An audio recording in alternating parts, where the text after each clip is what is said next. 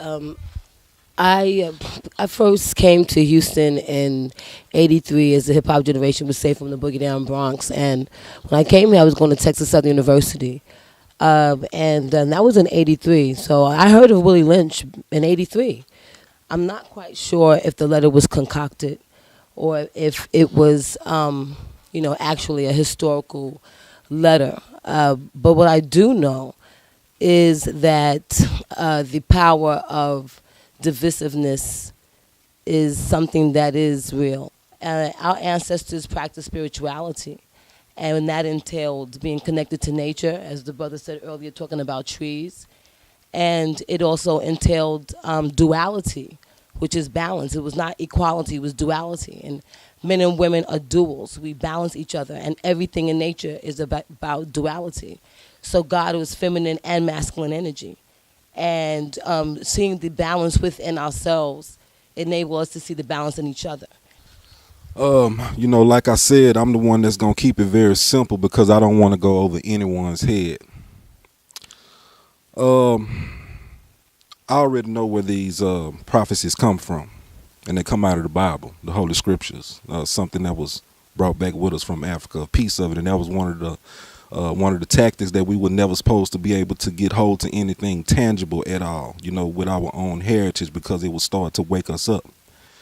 It is very obvious that something has went very seriously wrong. And when you have a tree continuing to produce bad fruit, you don't continue to pick the bad fruit off. You have to go to the root of the tree and you have to chop it down. And so we still continue to deal with with all the bad fruit that's coming off, and we're gonna keep picking it, forever, and we've picked it long enough. The government has all types of programs in place, and the prophecies that are in the Bible, we have been blinded to them. So every other nation knows who we are, what we've been through. You see two Hispanics, Mexicans, you see them together, they talking Spanish to each other. You see two Chinese people, they speaking their language. You see two Caucasians or Europeans, what are they doing? Speaking their language. We sitting up speaking the language of our captors and our slave masters. So if they handed down us a language, then what else did they hand us down? Did they hand us down a religion? And they understand us. Where our spirituality rests, because it's all in the spirit. Everything that's going on in the spirit manifests itself into the physical. So that's what we're dealing with. We're dealing with a debased mind state, and we have to go back to nature and study nature and get back to the origin of who we are.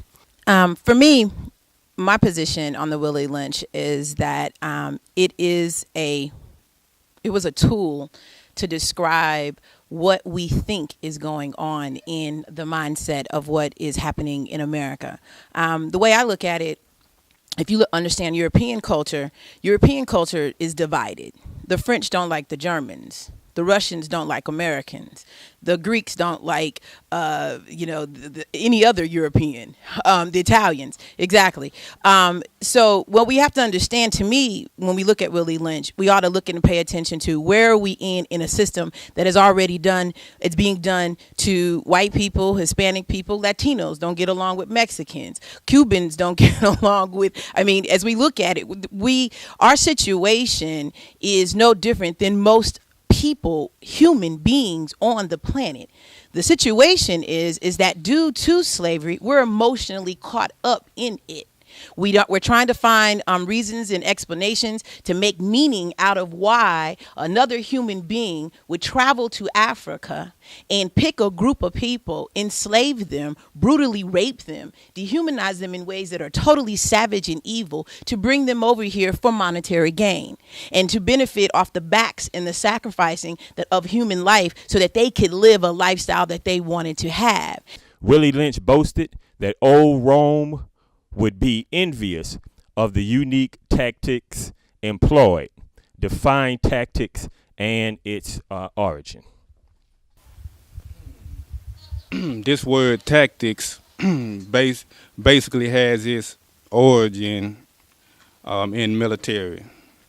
And so when you look at the word tactics, the first defined by Webster Dictionary, it is basically the science of military and naval maneuvering.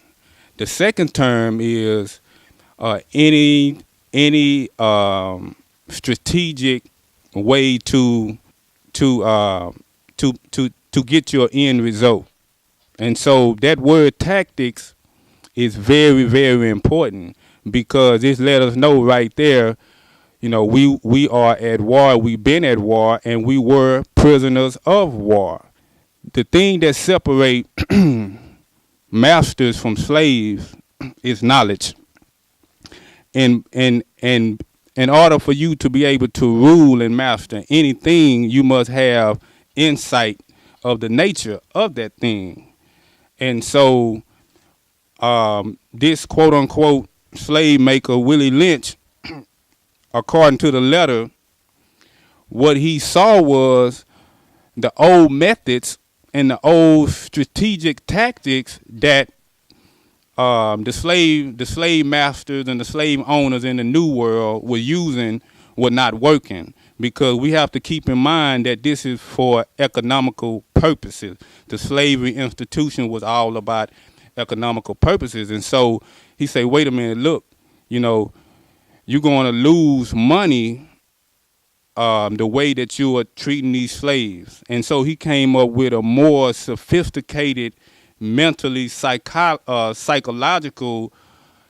tactic and strategy to employ on the slaves that said would last 300 years.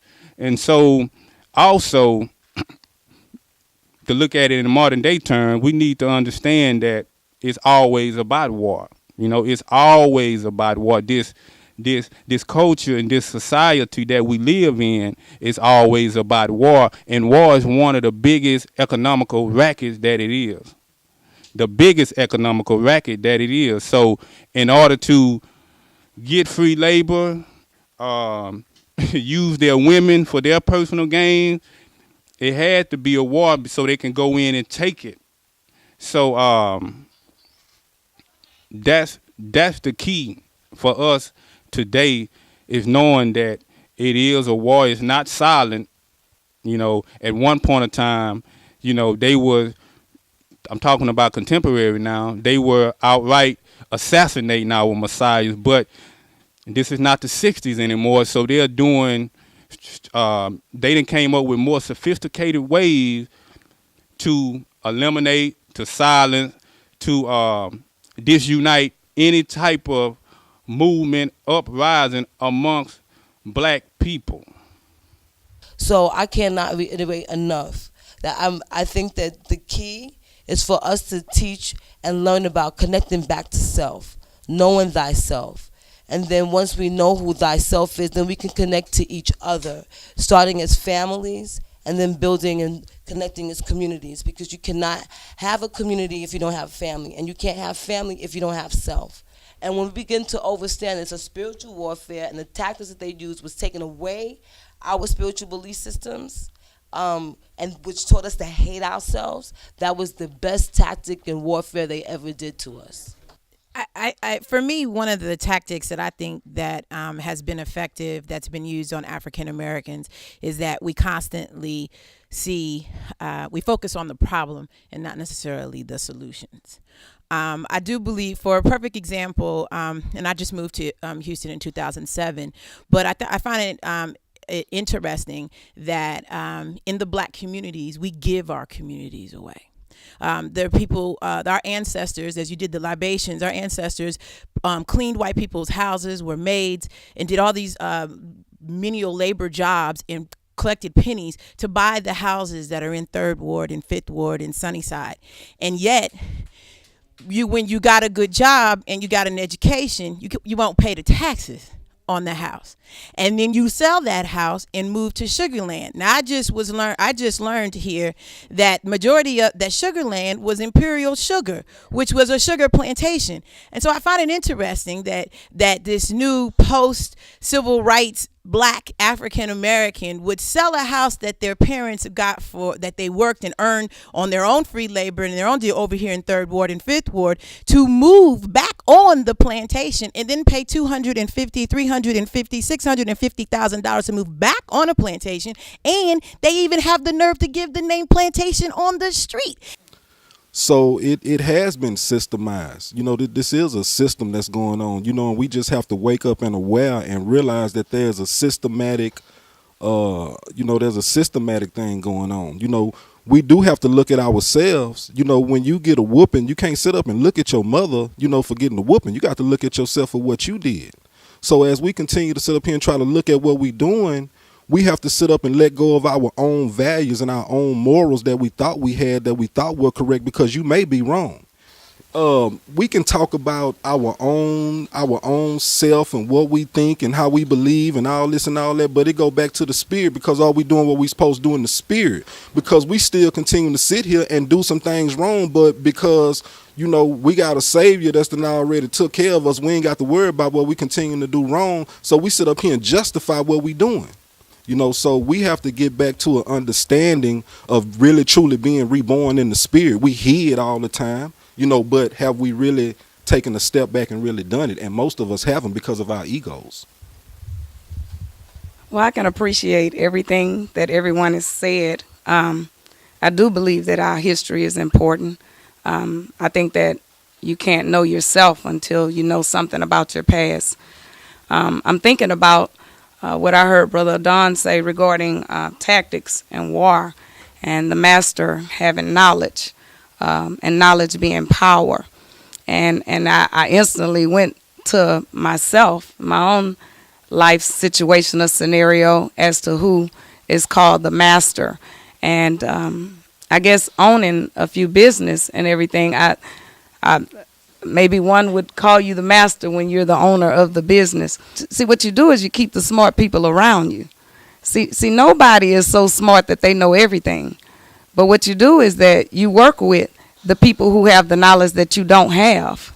And I understand the war concept and the tactics. And for me, that's the tactic. Surround yourself with like-minded people.